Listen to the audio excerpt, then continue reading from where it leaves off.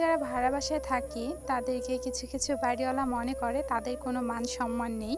Hello everyone, আসসালামু আলাইকুম। কেমন আছেন সবাই? আশা করছি আল্লাহর অশেষ রহমতে আপনারা সবাই খুব ভালো আছেন। আলহামদুলিল্লাহ, আমিও ভালো আছি। কাছে এবং দূরে, দেশ এবং দেশের বাহিরে যে যেখান থেকে আজকের এই ভিডিওটি দেখছেন বা দেখবেন, সবার সুস্বাস্থ্য কামনা করে আমার আজকের এই ভিডিওটি শুরু করছি।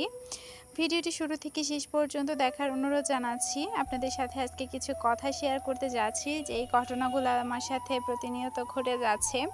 এরকম একটা ঘটনার সম্মুখীন হতে হবে সেটা আমি কখনোই কল্পনা করতে পারিনি। আপনারা হচ্ছে থাম্বনেল এবং টাইটেল দেখে বুঝতেই পেরেছেন আজকে হচ্ছে আমি কি টপিকে কথা বলবো। হ্যাঁ, আমাদেরকে মিথ্যা অপবাদ দেওয়া হয়েছে।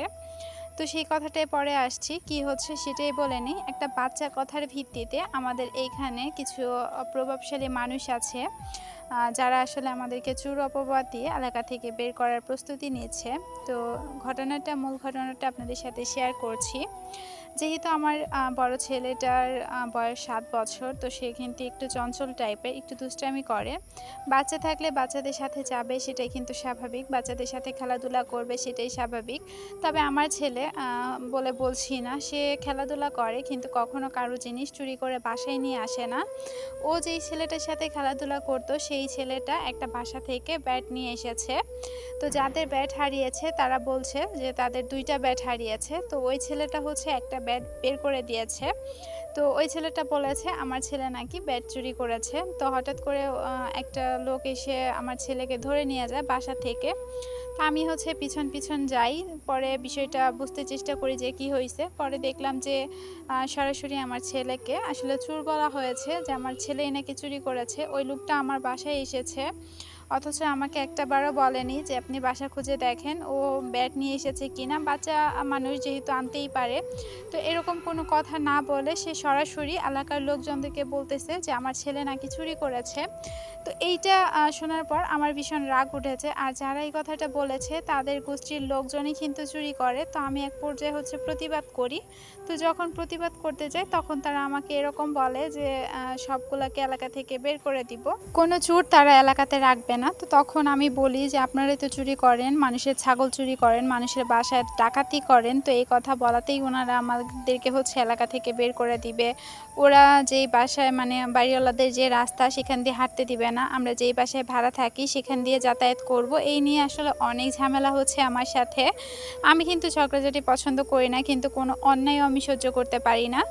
আমার কথা হয়েছে যেটা আমি করি নাই সেটা আমাকে বলা যাবে না, কারণ সেটা বললে আমার প্রচুর রাগ হয় আর আমি সেটা নিয়ে প্রতিবাদ করবই। তো আমি মানুষটা এরকমই, আমি যদি অন্যায় করে থাকি বা আমার ছেলে বা যে কেউ অন্যায় করুক না কেন, আমি সেটার শাস্তি ঠিকই দিব। কিন্তু উনি আমাকে এভাবে বলতো। তো এক পর্যায়ে এলাকাতে অনেক বড় ঝগড়া সৃষ্টি হয়। অথচ দেখেন যে চুরি করেছে তার একটা ছোট্ট কথার ভিত্তিতে ওনারা হচ্ছে আমাদেরকে চোর বানিয়ে দিয়েছেন। এখন আমরা এলাকায় থাকতে পারবো না, আশেপাশে বের হতে পারি না, ওনারা অনেক সমস্যা করতেছেন। তো এলাকাটা কোনো কারণবশত আমি ছাড়তেও পারছি না। তো এখন আপনারাই বলে এখন আমার কি করা উচিত? আমার সাথে আসলে এই ঘটনাগুলো কেন হচ্ছে আমি আসলেই বুঝতে পারছি না যে এরকম ঘটনা, নিত্য নতুন ঘটনার সম্মুখীন হতে হবে।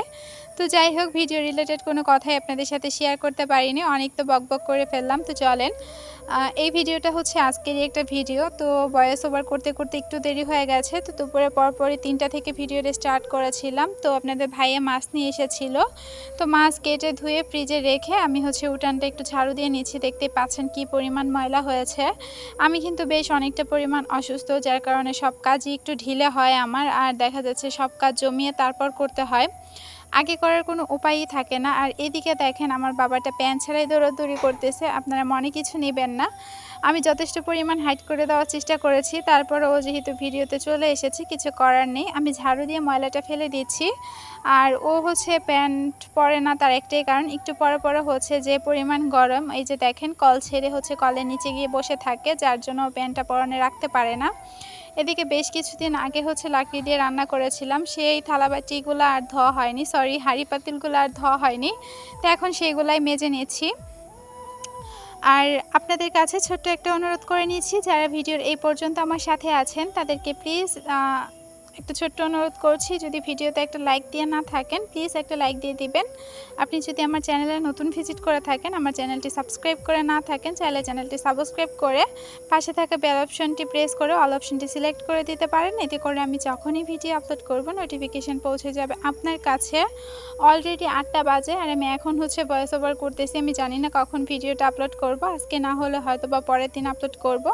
তো যাই হোক, এখন থেকে আপনাদের সাথে কানেক্ট থাকার চেষ্টা করব রেগুলারলি ভিডিও দিয়ে। যদি রেগুলারলি নাও দিতে পারি, একদিন পরে পরে ইনশাল্লাহ এখন থেকে আপনারা আমার ভিডিও পাবেন। আর বাসাটা যেহেতু ছেড়ে দিচ্ছি, অনেক কাজ আছে, সেইগুলো ভাবছি একটু একটু আপনাদের সাথে শেয়ার করব। যদিও বা হামুরি ওরকম কোনো কাজকর্ম করব না, বাসাটা যেহেতু কাছেই নিয়েছি, তো হাতে হাতে সব কিছু নিয়ে যেতে হবে। তো যদি সম্ভব হয় অবশ্যই আপনাদের সাথে শেয়ার করব। তো এদিকে আগে হাঁড়িগুলো আমি ধুয়ে নিয়েছি, আর এখন ডাকনা এবং কড়াইগুলো ধুয়ে নিব। দেখা যাচ্ছে আমাদের গৃহিণীদের কিন্তু অনেক কাজ থাকে, আর আমার ইদানিং অনেক কাজ জমা হয়ে গেছে, যেগুলো করতে আমার অনেকটা বেশি সময় লাগবে। তাই ভাবলাম যে এই তো কাজ করব, আপনাদের সাথে একটু করে শেয়ার করি। জানি না কার কার কাছে আমার ভিডিও ভালো লাগে, তবে আমার অনেক আপুদের কাছেই ভিডিও ভালো লাগে। আর ভিডিও না দেওয়ার কারণে চ্যানেলের রিচটা একদম ডাউন হয়ে গেছে, যার জন্য চ্যানেলে ভিউজটা আসে না। আর আপনারা যদি লাইক কমেন্ট করেন বেশি বেশি করে, তাহলে কিন্তু আমার চ্যানেলের রিচটা আগের মতো ফেরত আসবে। এদিকে আমার থালাবাটিগুলো ধোয়া হয়ে গেছে, আর আমার ছেলে একটা একটা নিয়ে এখানে জড়ো করতেছিল। তো ওর রাগ হয়েছে, ও রাখবে, ওকে রাখতে দেয়নি বলে ও ধাক্কা মেরে ফেলে দিয়েছে। এরপরে আমি বললাম যে ঠিক আছে রাখো, ও রাখবে না। পরে আমি সবগুলো রুমের মধ্যে নিয়ে চলে যাই। আর এখন এক গাদা জামা কাপড় ভিজাবো, 2 বাচ্চার এবং আপনাদের ভাইয়ার। তো প্রথমবার এই বালতিতে ভিজানোর চেষ্টা করেছি, পরবর্তীতে দেখলাম এইটাতে আর আটেনি, যার কারণে তারপর আমি লাল বড় বালতিটাতে আবার দিয়েছিলাম। তো আমার ভিডিওগুলো যেহেতু একঘেয়েমি হয়ে যায়, তো এই বাহিরের যে কাজগুলো সেইগুলো আপনাদের সাথে শেয়ার করতে পারি না। তার একটাই কারণ, বাহিরে প্রচুর পরিমাণ রোদ থাকে, আর রোদ থাকার কারণে দেখা যাচ্ছে যে ক্যামেরাটা অন করলে মোবাইলটা অনেক পরিমাণ গরম হয়ে যায়, আর রোদে বসে কাজও করা যায় না। তাই ভাবলাম বিকাল হয়েছে আর কাজগুলোও করি, আপনাদের সাথে একটু করে শেয়ারও করি। এদিকে আমার বাবাটা দেখছেন বালতিটা নিয়ে দৌড় দিয়েছে। তো যাই হোক, ওর কাছ থেকে বালতিটা নিয়ে এসে আমি এখন সবগুলো জামা কাপড় ভিজিয়ে দিব। অনেকগুলো জামা কাপড় কিন্তু, আর আমার হাতে যেহেতু প্রবলেম, তার মধ্যে বৃষ্টি ছিল, এখন কয়েকদিন ধরে বেশ সুন্দর রোদ উঠতেছে। ভাবলাম যে একটু একটু করে ধুয়ে দেই, যেহেতু নতুন বাসায় যাব, এইগুলো নিয়ে তো আর যাবো না, অবশ্যই সব কিছু ধুয়ে ক্লিন করে তারপরই নিয়ে যাব। এক আপু আমার কাছে জানতে চেয়েছিলেন আমার বাসাটা, যে নতুন বাসাটা নিয়েছি সেটা কয়তলা। সেটা 3 তালা, আমরা দ্বিতীয় তালার নিয়েছি। ওখানে মোটমাট 6টা ইউনিট, আমরা দ্বিতীয় তলায় উঠেছি। বাসাটা শেয়ার করতে পারিনি, ইনশাআল্লাহ বাসায় ওঠার পর অবশ্যই আপনাদের সাথে শেয়ার করব।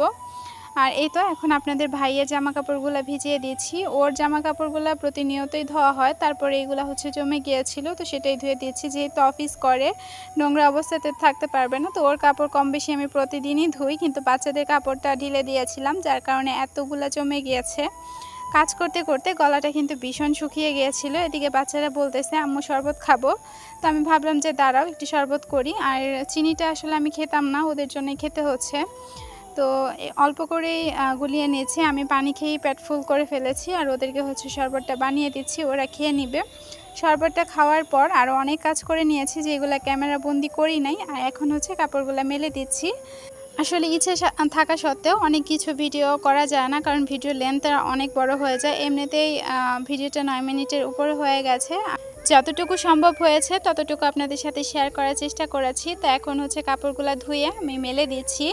বেশ অনেকগুলো কাপড় ছিল, আর আমি কিন্তু 2 ধাপে কাপড়গুলো ধুয়েছি, একবারে ধুতে পারি নাই, কারণ অনেকগুলো জামা কাপড় ছিল। আর আমার হাতে যেহেতু একটু প্রবলেম আছে, আমি একসাথে অনেক জামা কাপড় কাচতে পারি না। তো ভিডিওটা কেমন লেগেছে ছোট্ট একটা কমেন্টের মাধ্যমে জানিয়ে দিবেন। ভালো লাগলে ফ্রেন্ড অ্যান্ড ফ্যামিলির মাঝে শেয়ার করতে পারেন। আজকের মতো এখানেই বিদায় নিচ্ছি। আল্লাহ হাফেজ।